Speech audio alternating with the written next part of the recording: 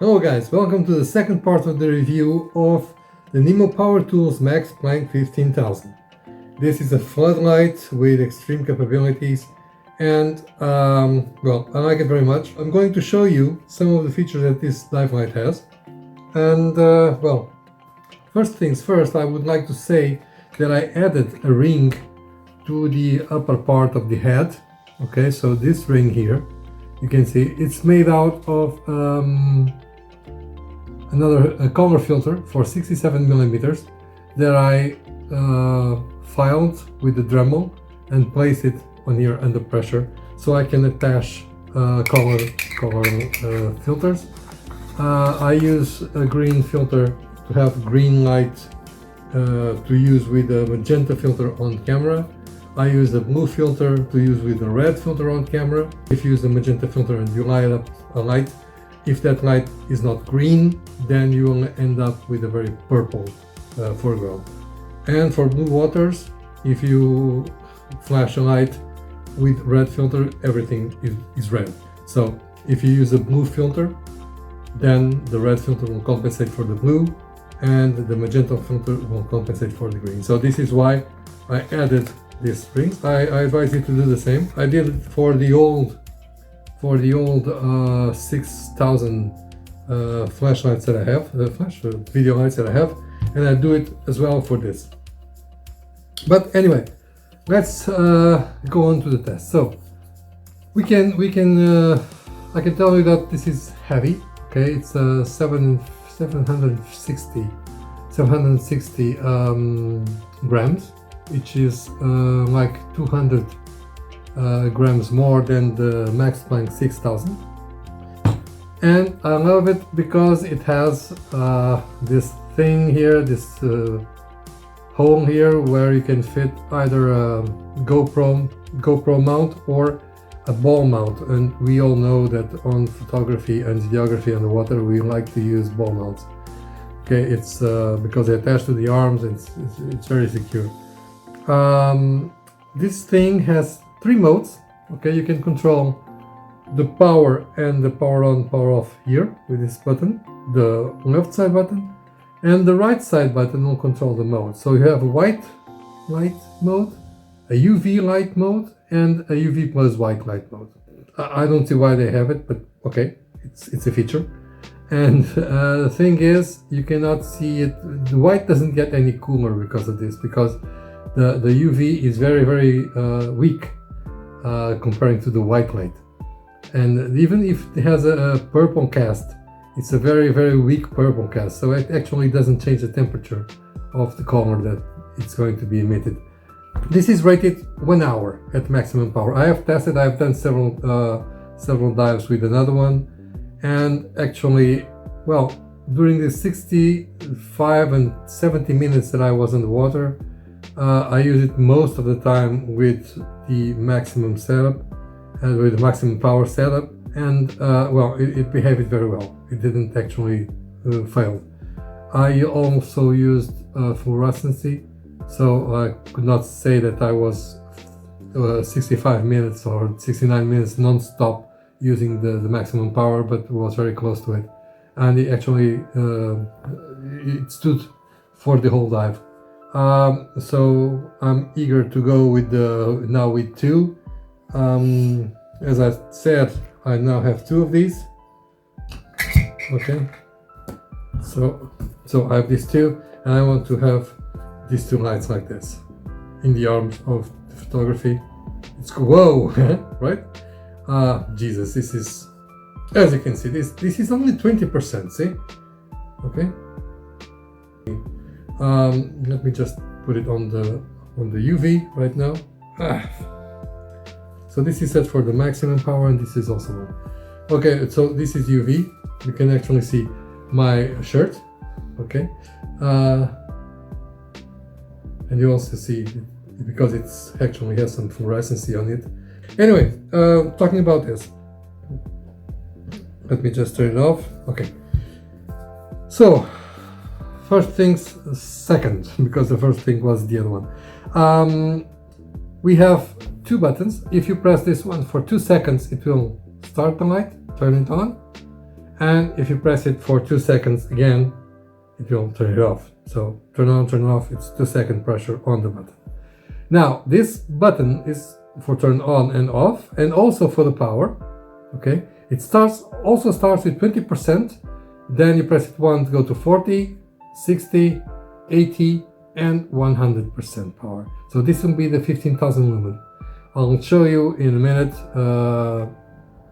my application, that is a Lux Meter, for you to see how many luxes it's being emitted from here, how many luxes will reach the surface, where that is actually placed on a 50 centimeter plan distant from the light source. Now if you press the mode button here, you'll go from white light to fluorescence light, and then this actually fluorescence light, it's not fluorescence light, this is UV light, but it's not really UV, because as you know, or you should know, or you can know, or you may know, or you want to know, UV is something that you cannot see, and you can see a purple light here. This is because we need to have some kind of guidance. Also underwater, the fluorescency that some beings have is much more reactive with 390 to 420 or 380 to 420 nanometers than below the 380. Okay, so this is actually a very good light to have in the water. It's nice to have this on my shirt. Let's see. Next mode is the mode that I just talked about. It's white and the fluorescency. I really don't understand what are we expected to do this. Maybe in some kind of laboratory it will make sense. Anyway, it works. So on the MaxPlanck 6000 they had the red light. Red lights are fine if you want to use it as focus lights and SOS lights, because they also have intermittent red light. This is good for requesting for help in water when it's nightlife. But mainly the red is a good color for using for focus light when you are filming when you are photographing fish underwater, because usually most fishes do not see the red light, so they will not be scared or frightened by your approach. Okay, this one now doesn't have it. Okay, so they forget the bet on the red lights. The main purpose of this is video, so video doesn't need red, because we will not be filming with red. Okay, but the blue light is really different. As you can see, with the blue light of this one, this actually looks way stronger than the other, but if you see, it's not. Let me show it to you.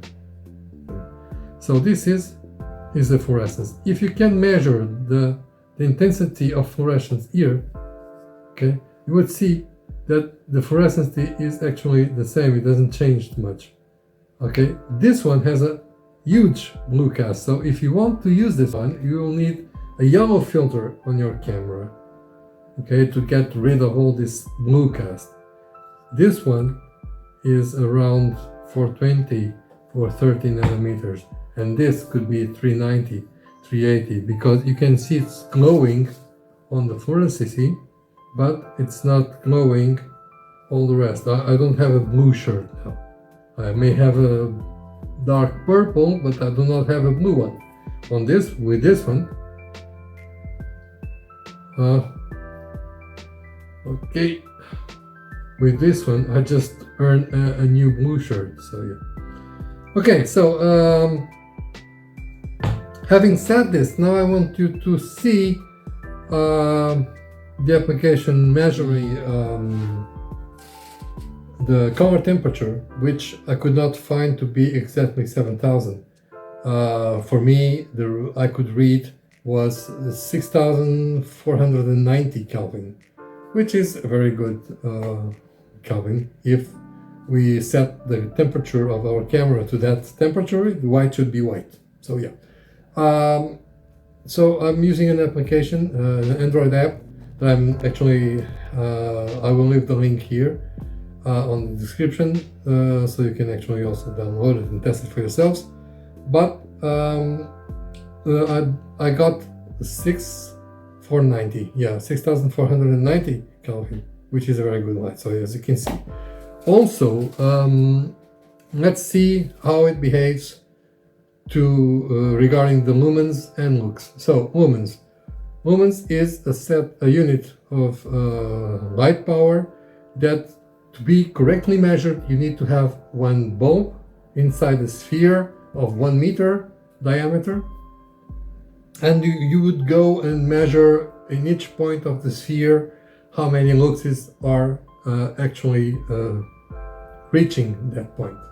Okay, if we go and if we do not have a sphere, like I don't, and you can test it by having the light source pointing directly to a target about half a meter away.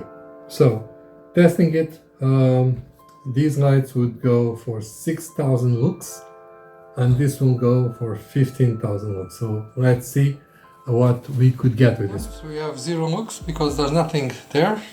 Let's turn on the light. It will be on 20%, which is this. Now 40%, 60%, 80%, and 100%. And that's it. So now you have seen the divelight working on land, of course, on air, and you have seen actually we can let me show you something on the fluorescence mode before we go. So again, for testing the new UV mode, you can see it just UV, okay? That yellow rabbit over there and the green piece on the left are fluorescent, as well as the whites, and they are reacting to the fluorescence here. We can change the power, okay? And this is 20%, then 40, 60, 80, and 100. So you can actually see the light is very powerful. I have it about 1 meter or more from the items, and even in fluorescence mode, see, if I'm not pointing, this is what it's being seen by the camera, and if I point it, just see. So yeah, it's very good. It's in 20% here. Okay, you don't have that bluish light that you have in the old. Let me just, and this is the old. So you can see that the old one is way brighter.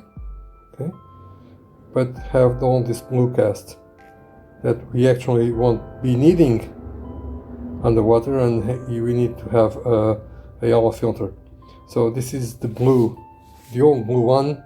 Okay, just to compare us with the new. So you have seen the differences between the new divelight and the old divelight. Okay, you have seen the differences between one and the other, and well, on the next video, next episode, we'll do a test of white light underwater, and then a night dive and test fluorescence underwater. Stay tuned, don't forget to subscribe, like the video if you did like it, and well, if you didn't like it, don't bother come back. Just kidding, come back because the next one will be better.